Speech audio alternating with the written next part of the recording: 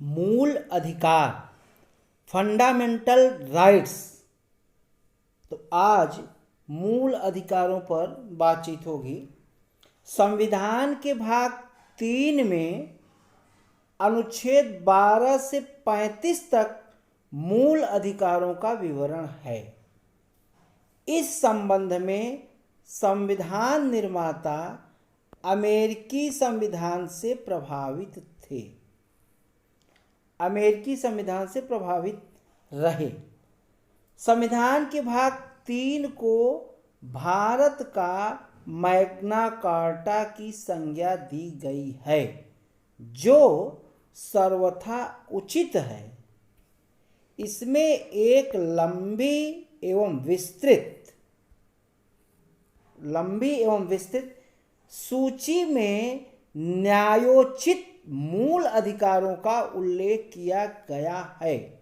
वास्तव में मूल अधिकारों के संबंध में जितना विस्तृत विवरण हमारे संविधान में प्राप्त होता है, उतना विश्व के किसी देश में नहीं मिलता, चाहे वह अमेरिका ही क्यों न हो। मूल अधिकारों का तात्पर्य राजनीतिक लोकतंत्र के आदर्शों की उन्नति से है। ये अधिकार देश में व्यवस्था बनाए रखने एवं राज्य के कठोर नियमों के खिलाफ नागरिकों की आज़ादी की सुरक्षा करते हैं। ये विधानमंडल के कानून के क्रियान्वयन पर तानाशाही को मर्यादित करते हैं। मूल अधिकारों को यह नाम इसलिए दिया गया क्योंकि इन्हें संविधान द्वारा गारंटी एवं सुरक्षा प्रदान की गई है, जो राष्ट्र का मूल सिद्धांत है। यह इसलिए भी है क्योंकि यह व्यक्ति के चौमुखी विकास, भौतिक, बौद्धिक, नैतिक, आध्यात्मिक के लिए आवश्यक है।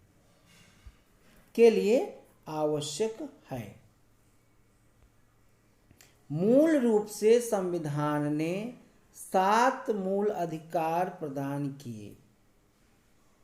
44वें संविधान संशोधन द्वारा संपत्ति के मूल अधिकार को हटा दिया गया और वह समय था 1978।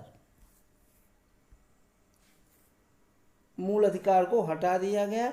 इससे संविधान के भाग 12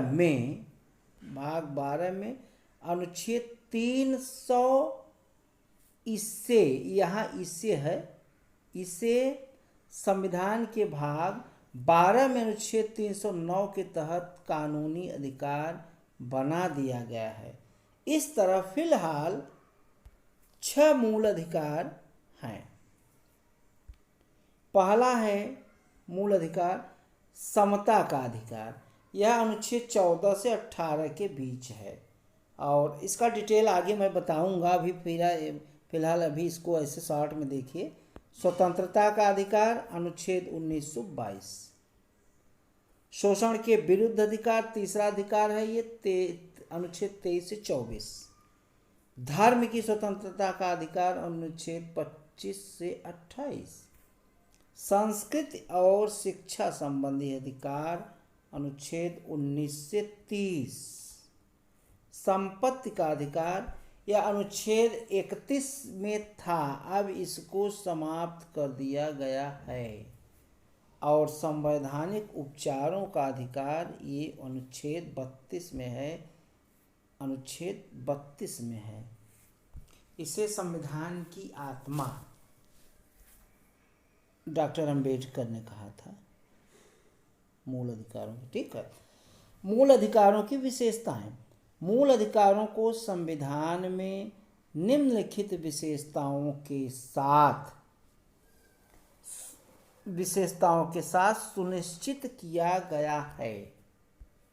लिखित विशेषताओं के सुनिश्चित किया गया है।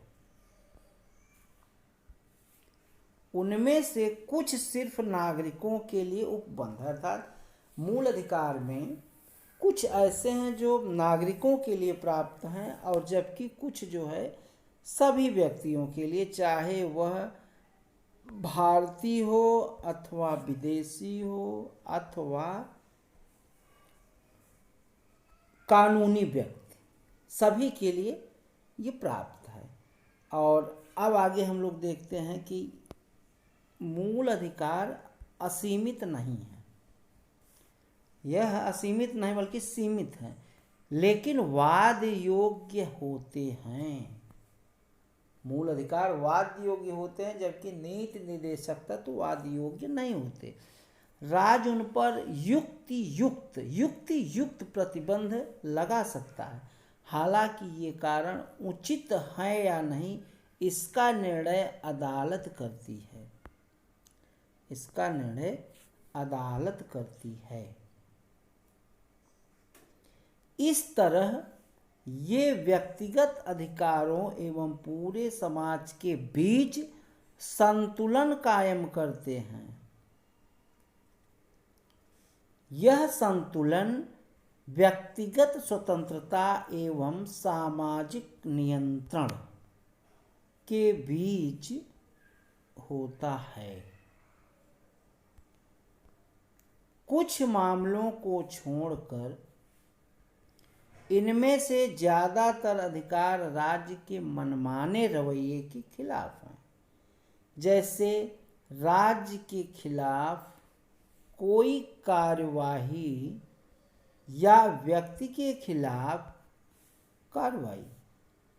जब अधिकार राज्य कार्यवाही के खिलाफ हों और किसी व्यक्ति द्वारा इसका उल्लंघन हो रहा हो तो वे संवैधानिक उपाय नहीं बल्कि व्यक्तिगत प्रतिकार हैं।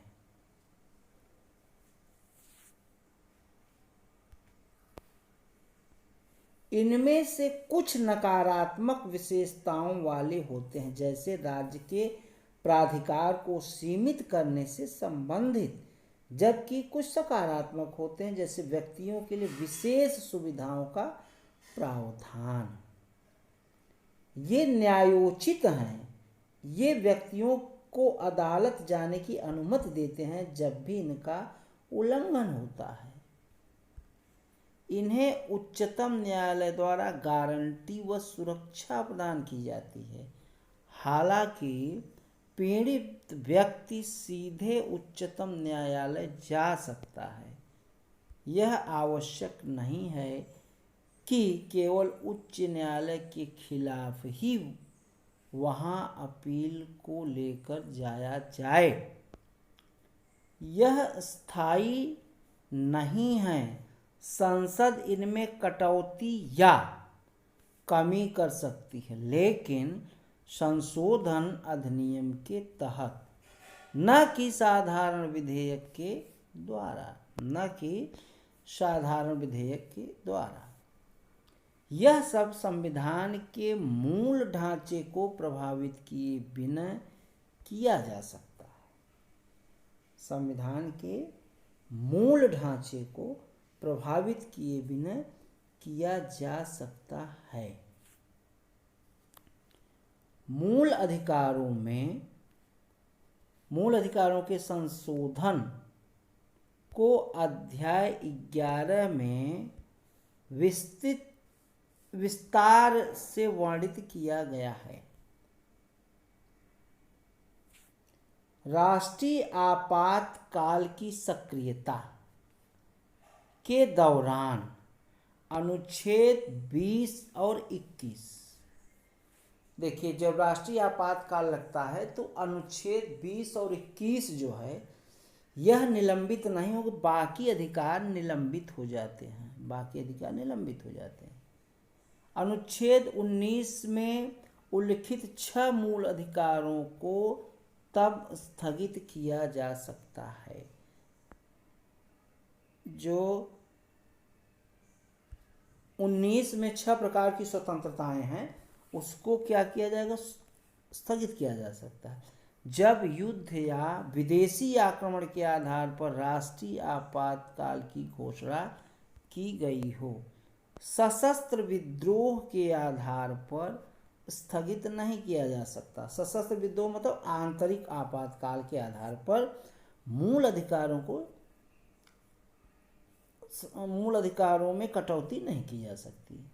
ऐसे इलाकों में भी इनका क्रियान्वयन रोका जा सकता है जहां फौजी कानून हो, जहां आर्मी का शासन चल रहा हो, वहां क्या होगा, रोका जा सकता। कानून का मतलब सैन्य शासन से है, जो समान परिस्थितियों में लगाया जाता है।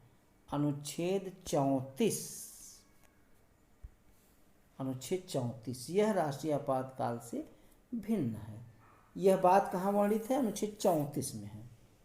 मूल अधिकारों से संबंधित विभिन्न उपबंधों में राज्य शब्द का प्रयोग किया गया है। इस तरह इसे अनुच्छेद 12 में भाग 3 के उद्देश्य के तहत परिभाषित किया गया। मूल अधिकारों से असंगत विधियां। मूल अधिकारों से असंगत विधियां। अनुच्छेद 13 घोषित करता है कि मूल अधिकारों में असंगत या उनका अल्पीकरण मतलब कम करना करने वाली विधियां शून्य नहीं होंगी। विधियां शून्य नहीं होंगी, शून्य होंगी। यहाँ ये जो है शून्य होंगी। दूसरे शब्दों में यह न्यायिक समीक्षा योग्य है। यह शक्ति उच्चतम न्यायालय को कहाँ से, अनुच्छेद 32 के तहत, और उच्च न्यायालय को अनुच्छेद 26 के तहत प्राप्त है, जो किसी विधि को मूल अधिकारों का उल्लंघन होने के आधार पर गैर संवैधानिक या अवैध घोषित कर सकते हैं।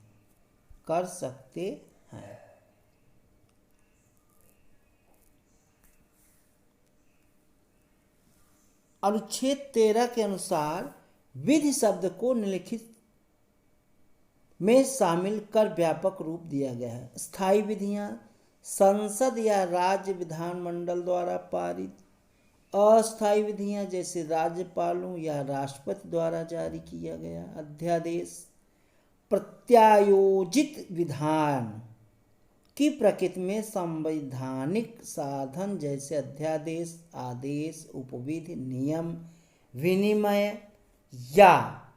विनियम या अधिसूचना। विधि के गैर विधान स्रोत जैसे विधि का बल रखने वाली रूढ़ या प्रथा। न केवल विधान बल्कि उपरोक्त में से किसी को अदालत में मूल अधिकारों के हनन पर चुनौती दी जा सकती है।